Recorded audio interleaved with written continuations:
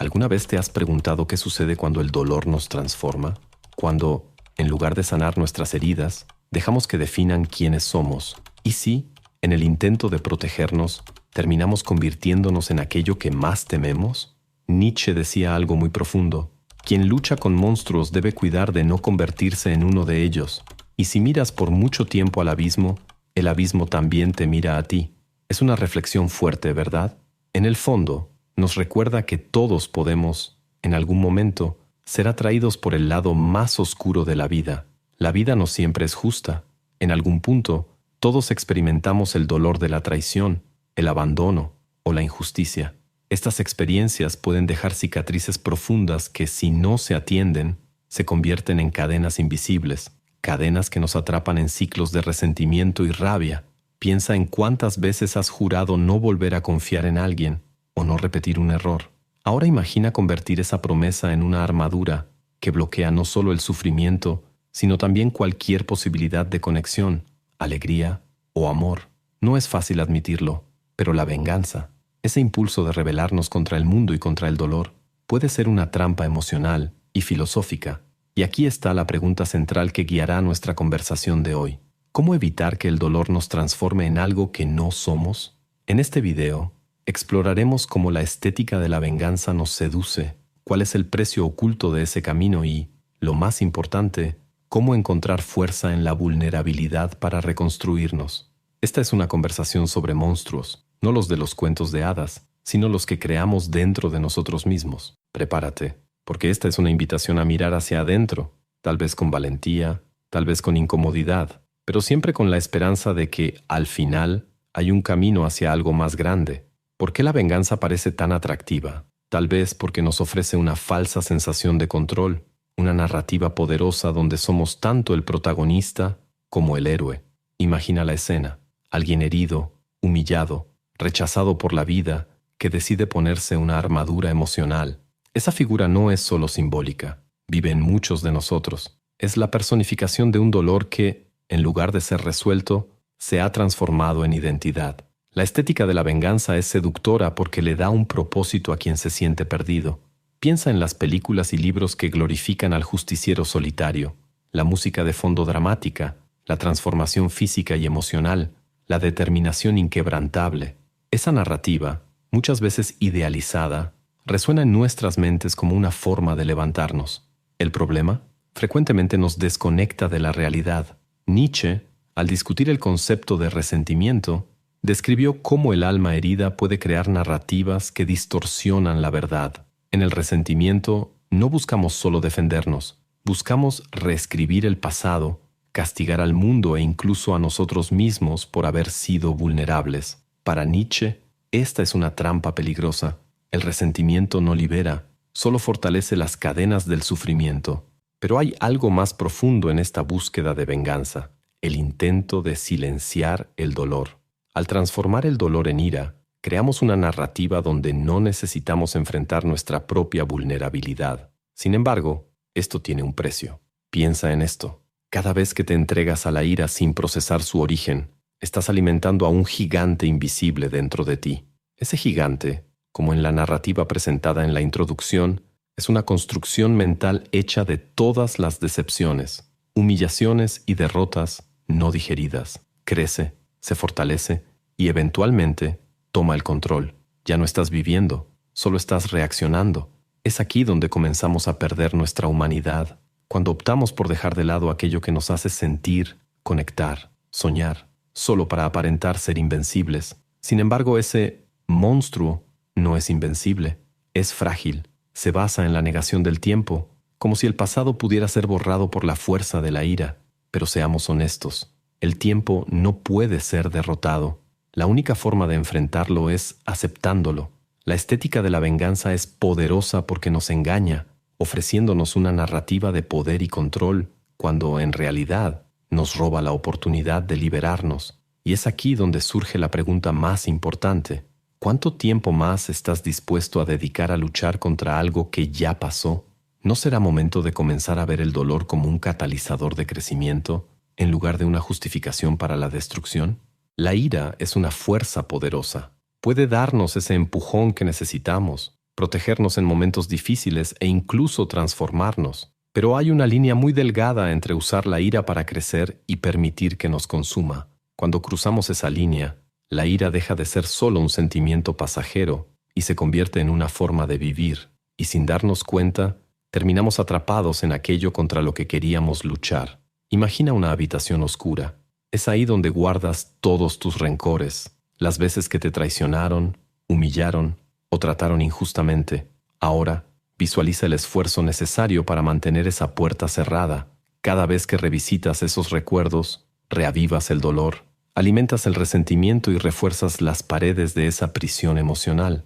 Es un ciclo que consume tu energía vital, drenando tu capacidad de vivir plenamente en el presente. El filósofo y psicólogo Henry Laborit identificó este ciclo como una forma de autodefensa ilusoria. En lugar de enfrentar la fuente de nuestro dolor, creamos gigantes sombríos, metáforas vivas de nuestros traumas y resentimientos. Nos dan la impresión de que estamos luchando, pero en realidad solo estamos girando en círculos dentro de nuestra propia mente. Esta construcción mental puede parecer reconfortante al principio. Después de todo, tener un enemigo le da sentido a nuestro dolor. Sin embargo, esta narrativa tiene un precio: nuestra humanidad. Al identificarnos con la ira, poco a poco comenzamos a perder acceso a otras partes de nosotros mismos: la compasión, la vulnerabilidad e incluso la alegría. El monstruo que creamos para combatir el dolor comienza a tomar el control, hasta que no queda nada más que él. Y aquí está la paradoja. Mientras más intentamos protegernos del dolor, más nos volvemos esclavos de él. La ira nos promete libertad, pero entrega lo contrario. Piénsalo como un espejo distorsionado. Mientras tú te ves fuerte e invencible, los demás ven a alguien endurecido, aislado e incapaz de conectarse. El escritor James Hillman nos recuerda que emociones como la tristeza y la ira son portales hacia una comprensión más profunda de nosotros mismos. Son, de cierta manera, guías, pero solo si tenemos el valor de atravesarlas. Cuando evitamos sentir la tristeza que subyace a nuestra ira, nos quedamos atrapados en la superficie, alimentando un ciclo destructivo. Perderse en uno mismo y convertirse en algo que ni siquiera reconoces no sucede de la noche a la mañana. Es un proceso lento, casi imperceptible. Comienza con pequeños ajustes. Construyes una máscara de fortaleza. Decides alejarte para no volver a lastimarte. Crees que nadie entenderá lo que sientes. Y sin darte cuenta, le das forma a ese monstruo hasta que un día te miras al espejo y ya no sabes quién eres. Pero ¿qué pasaría si el verdadero acto de fortaleza fuera otro? ¿Y si, en lugar de seguir alimentando al monstruo, eligieras enfrentarlo? El proceso sería doloroso, sin duda. Renunciar a la ira significa confrontar la vulnerabilidad que ésta oculta, pero es en ese enfrentamiento donde reside la oportunidad de liberarte. El precio oculto de la ira es alto. No solo roba tu paz, sino también la oportunidad de transformación. Tal vez la pregunta que necesitamos hacernos sea: ¿vale la pena pagar ese precio? Hay algo casi irresistible en mantener el dolor vivo dentro de nosotros. Se convierte en un recordatorio constante de todo lo que hemos perdido, de todas las veces que hemos sido lastimados o desilusionados. Pero el dolor, si no se enfrenta, se transforma en algo más profundo e insidioso, un escudo contra la vida. Ese escudo, que al principio parece protegernos, en realidad nos separa del mundo, condenándonos a vivir en el pasado. El tiempo es un adversario peculiar. No puede ser combatido, evitado, ni engañado. Sin embargo, muchas veces luchamos contra él de forma desesperada. Insistimos en mantener vivas memorias que nos hieren, como si al revivir el pasado pudiéramos cambiarlo. Pero el tiempo no hace concesiones. Sigue adelante, indiferente a nuestras batallas internas. Esa resistencia al tiempo está en el núcleo de lo que nos mantiene atrapados en el dolor. Negarnos a dejar ir el pasado es como intentar atrapar el viento con las manos. Y mientras nos aferramos a esos recuerdos dolorosos, descuidamos el presente, la única parte de la vida donde realmente podemos actuar. Aceptar el tiempo no significa ignorar el pasado. Por el contrario, significa enfrentarlo con valentía. Aceptar que hemos sido heridos, que hemos sufrido pérdidas y que, a pesar de todo, seguimos aquí.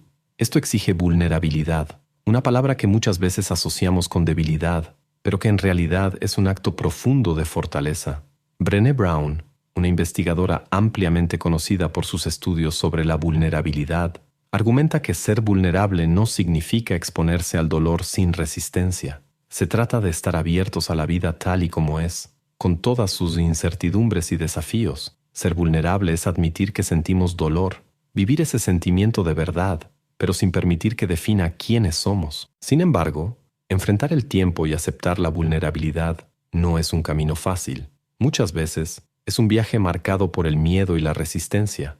Al fin y al cabo, soltar el control, o la ilusión de control, es uno de los actos más desafiantes que podemos realizar. Es aquí donde entra el valor de empezar de nuevo. El psicólogo Viktor Frankl, quien sobrevivió al Holocausto y escribió El hombre en busca de sentido, habla sobre cómo no estamos definidos por lo que nos sucede, sino por cómo elegimos reaccionar. Para él, buscar un sentido en la vida no es solo una idea bonita o algo filosófico. Es una necesidad básica de nuestro espíritu. Aceptar la vulnerabilidad es, de cierta forma, una rendición al flujo de la vida, no una rendición pasiva, sino una elección activa de decir, sí, he sido herido, sí, hay cosas que no puedo cambiar, pero eso no significa que mi historia termine aquí.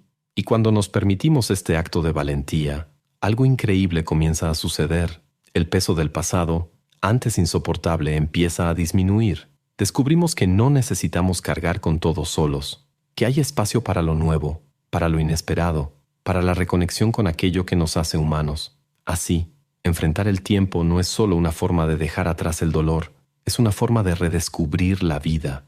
La aceptación de la vulnerabilidad nos da la libertad de respirar de nuevo, de mirar hacia adelante y de preguntarnos, ¿qué sigue siendo posible? El dolor tiene dos caras. Por un lado, está ese sufrimiento que nos paraliza, que hace que las heridas del pasado se repitan una y otra vez. Por el otro, está la oportunidad de cambiar, de empezar de nuevo. Lo que determina cuál de estos lados pesará más no es la intensidad del dolor, sino cómo elegimos enfrentarlo. Hay un concepto poderoso en la alquimia que ilustra este proceso, el nigredo. Representando la etapa inicial de la transformación, el nigredo es un descenso a la oscuridad, la confusión y el caos. Es el momento en que todo parece perdido, pero que paradójicamente contiene la semilla de la renovación. Antes de que podamos encontrar la luz, debemos enfrentar la oscuridad, aceptar lo que ha sido destruido para que algo nuevo pueda surgir. En el ámbito emocional, el nigredo es el reconocimiento del dolor. No se trata de negarlo o esconderlo, sino de enfrentarlo directamente, permitiendo que revele su mensaje. Piensa en ello como limpiar una herida. Duele, pero es necesario para que la sanación comience. Clive Staples Lewis, autor de Los Cuatro Amores, escribió algo impactante. El dolor insiste en ser escuchado.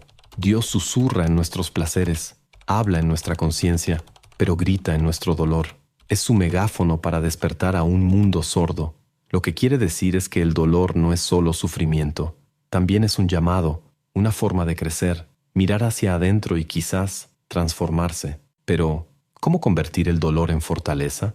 La respuesta comienza con un acto de valentía, permitirse sentir. En nuestra sociedad, muchas veces aprendemos a evitar o anestesiar el sufrimiento. Llenamos nuestros días con distracciones, con prisa, con cualquier cosa que nos impida enfrentar nuestras emociones. Pero al hacer esto, nos negamos la oportunidad de comprender lo que esas emociones tienen para enseñarnos. Es en este punto donde el renacimiento comienza a tomar forma. Cuando reconocemos que el dolor no es un obstáculo, sino un proceso. Cuando dejamos de luchar contra él y empezamos a preguntarnos, ¿qué puedo aprender de esto? Un ejemplo poderoso de esta transformación se encuentra en la obra de Viktor Frankl. Él menciona que incluso en las circunstancias más adversas, el ser humano puede encontrar significado, y es ese significado lo que nos da la fuerza para seguir adelante. Cuando enfrentamos el dolor de frente, puede revelar fuerzas que ni siquiera sabíamos que teníamos. Puede hacernos más fuertes, más empáticos y más alineados con lo que realmente importa. Esto no significa glorificar el sufrimiento, sino aceptar que es una parte inevitable e importante de la experiencia humana. El renacimiento también exige acción. No basta con comprender el dolor, es necesario transformarlo en movimiento. Para algunos, esto puede significar reconstruir relaciones. Para otros, puede ser redescubrir pasiones o redefinir prioridades. Lo importante es que el dolor no sea el punto final, sino el punto de partida. En la alquimia, después del nigredo, viene el albedo, la etapa de purificación y renacimiento. Es aquí donde la oscuridad da paso a la claridad, donde el caos se organiza en una nueva forma de vida. En la práctica, esto significa permitir que el pasado informe el presente sin controlarlo. Significa dejar ir, pero sin olvidar. Como un fuego que consume, el dolor nos transforma, quema lo que ya no sirve, revelando lo que es esencial, y así renacemos, no como éramos antes, sino como una versión más fuerte y auténtica de nosotros mismos. Entonces, la pregunta es, ¿qué puede enseñarte tu dolor? ¿Qué versión de ti mismo está esperando para emerger de las cenizas? El viaje del renacimiento no es una línea recta, es un camino sinuoso, lleno de dudas, recaídas y descubrimientos inesperados. Sin embargo, también es un viaje profundamente humano que nos conecta a todos en nuestra capacidad de superar, crecer y encontrar sentido, incluso en las experiencias más dolorosas. La alquimia emocional comienza con la aceptación de que el dolor forma parte de la vida, no como un castigo, sino como un elemento inevitable de la existencia. Imagina que estás esculpiendo una obra de arte en mármol. El proceso es arduo, requiere esfuerzo y, a veces, parece que estás destruyendo más de lo que estás creando. Pero al final, comienza a emerger la forma, una forma que solo fue posible gracias a los golpes y cortes. Así también ocurre con nuestro dolor. Nos esculpe, nos moldea y, eventualmente, revela algo nuevo. Sin embargo, hay una trampa en este proceso, el apego al dolor. Para algunas personas el dolor se convierte en una identidad, en una justificación para evitar cambios o en un pretexto para permanecer en la comodidad de un sufrimiento familiar. Ese apego, aunque comprensible, impide el renacimiento. Es como cargar una piedra pesada mientras intentas nadar. Necesitas soltarla para poder seguir avanzando. Hay un momento crucial en el camino de la transformación, el instante en que eliges. Eliges dejar de identificarte como víctima. Eliges ver el dolor no como un fin, sino como un medio. Eliges dejar el pasado donde pertenece, no porque no sea importante, sino porque la vida sucede en el presente. Joseph Campbell, famoso por su teoría del viaje del héroe, describió este momento como el llamado a la aventura. Para él, el héroe de cada historia debe enfrentar sus miedos más profundos para lograr la transformación. Lo mismo aplica a nuestro dolor. Este nos llama a la aventura de reconstruirnos, de descubrir quiénes somos más allá de las heridas. Transformar el dolor en fortaleza requiere paciencia. Es como purificar oro en el fuego. No sucede de la noche a la mañana. La transformación emocional también toma tiempo. Habrá momentos en los que sentirás que no estás avanzando, que todo está detenido o que el dolor es demasiado pesado para soportarlo. Pero, como en cualquier proceso de sanación, el progreso llega en pequeños pasos, aunque no lo percibas de inmediato. Piensa en esas personas que han pasado por grandes dificultades y lograron transformar todo eso en algo increíble. Pero mira, no necesitas ser una figura pública o un héroe mundial para vivir ese proceso. Esto es algo que cualquiera puede hacer, a su propio ritmo y a su manera. El renacimiento ocurre en pequeños actos de valentía: pedir ayuda, perdonarte a ti mismo, retomar un proyecto abandonado, reconectar con alguien. Cada acto es un recordatorio de que estamos vivos, de que el dolor no nos definió, sino que nos moldeó. Hay un término japonés, kintsugi, que significa reparar con oro. Describe la práctica de reparar cerámicas rotas con polvo de oro, resaltando sus cicatrices en lugar de ocultarlas. Esta práctica nos enseña que nuestras propias grietas no tienen por qué ser motivo de vergüenza. Pueden ser símbolos de resiliencia, de belleza en la imperfección. Cuando finalmente nos permitimos renacer, descubrimos que el dolor no solo nos fortaleció, sino que también nos abrió a nuevas posibilidades. Nos volvemos más humanos, más conectados y tal vez más capaces de apreciar la fragilidad y la belleza de la vida. Y así queda la pregunta: ¿cómo puedes transformar tu dolor en algo que valga la pena? ¿Qué tipo de fuerza está esperando para revelarse? La perfección es una idea peligrosa. Nos hace creer que solo seremos dignos de amor, respeto o realización si eliminamos todas nuestras fallas, si no mostramos ninguna vulnerabilidad, si siempre estamos en control. Sin embargo, esa búsqueda de la perfección es un camino solitario e inalcanzable, y lo más importante, nos desconecta de lo que realmente nos hace humanos. nuestra imperfección. Cuando nos permitimos ser imperfectos, abrimos espacio para algo profundo y transformador, la aceptación. No solo la aceptación de quienes somos, sino también de lo que hemos vivido. Nuestras fallas, errores y cicatrices dejan de ser cargas que llevamos y se convierten en historias que nos han moldeado. En lugar de esconder nuestras grietas, aprendemos a valorarlas, a entenderlas como una parte esencial de quienes somos. La belleza de no ser perfecto está en la libertad que ofrece. Al abandonar la ilusión de control total, somos liberados del peso de expectativas poco realistas. Es en esa libertad donde encontramos el valor para conectar con otros, para intentarlo de nuevo, para fallar sin miedo. Al final, la vida no es una línea recta ni una competencia, sino un mosaico de experiencias, algunas gloriosas, otras dolorosas, todas esenciales. Carl Rogers, uno de los más grandes psicólogos humanistas del siglo XX, creía que el cambio genuino solo ocurre cuando nos aceptamos plenamente. Él decía, curiosamente, cuando me acepto tal como soy, entonces puedo cambiar. Aceptar no es lo mismo que conformarse.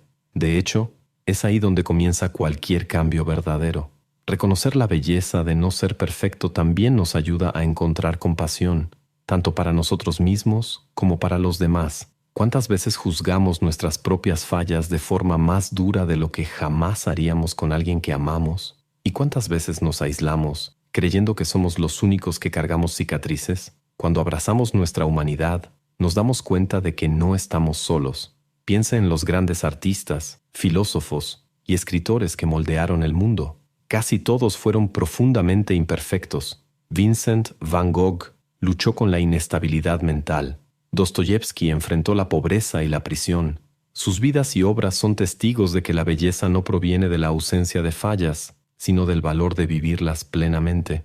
La belleza de no ser perfecto también está en la incertidumbre, en el no saber. La vida es un constante estado de flujo, un aprendizaje eterno. Cuando aceptamos que nunca tendremos todas las respuestas, finalmente podemos relajarnos y disfrutar del viaje. No estamos definidos por un solo momento, error o dolor, sino por el conjunto de todo lo que hemos vivido y elegido ser. Y aquí es donde volvemos a la pregunta inicial de este video. ¿Cómo evitar que el dolor nos convierta en el villano?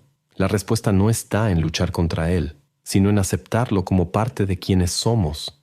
Está en recordar que nuestras cicatrices no son pruebas de nuestra derrota, sino marcas de nuestra resistencia.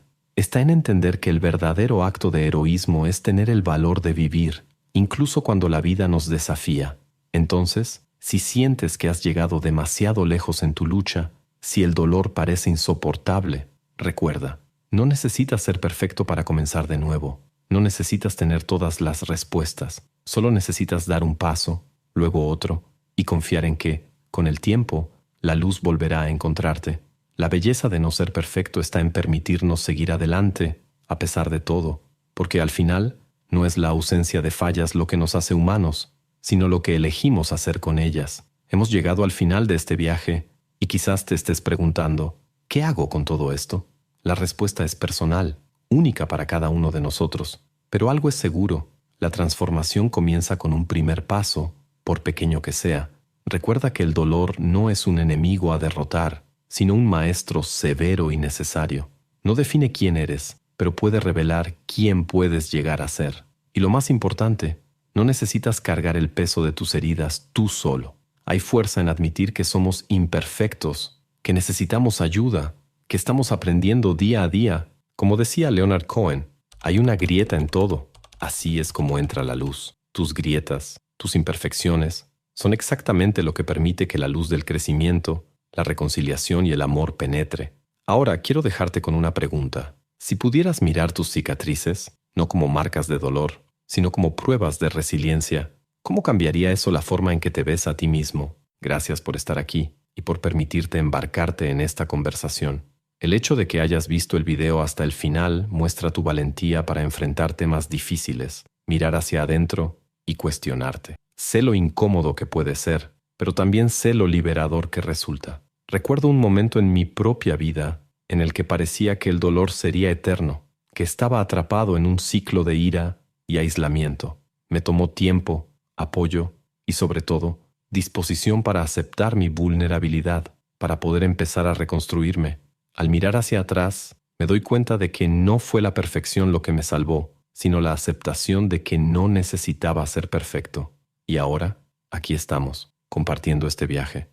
Espero que este video te haya ofrecido algo valioso, ya sea una nueva perspectiva, un momento de reflexión o incluso el impulso para dar un paso adelante. Si esto resonó contigo, deja tu huella en los comentarios. Quiero saber cómo este mensaje te impactó y quizá podamos continuar esta conversación juntos. Dale like, comparte y suscríbete para más conversaciones como esta. Y antes de que te vayas, un recordatorio. Aquí en el canal tenemos otros videos que podrían ser exactamente lo que necesitas en este momento. No diré el tema, pero te daré una pista. A veces, la respuesta que buscamos está escondida en las preguntas que tenemos miedo de hacer. Nos vemos en el próximo video. Y por favor, recuerda, tu camino es tuyo y tienes más fuerza de la que imaginas.